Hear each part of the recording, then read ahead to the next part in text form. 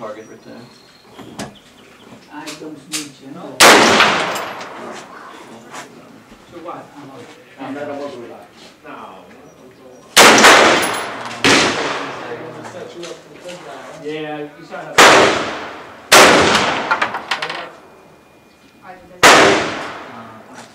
Which little Teddy wants it?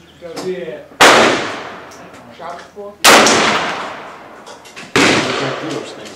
Yeah, this round's moving fast. It usually goes through a target. And What would make a noise? Anything over there? what would make a movement? Yeah, movement or noise over there. Well, usually noise we're not going to get, but the larger targets to the left where we have bowling pins definitely move. The little ones that are going to move, it's typically shotgun shells, little tiny red ones, and they're hard to hit.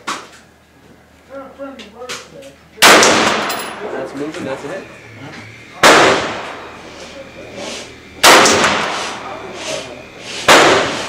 Tangle them up. Okay,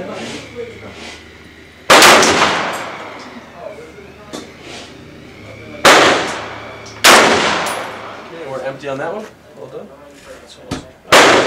You want to shoot this one? This one's awesome.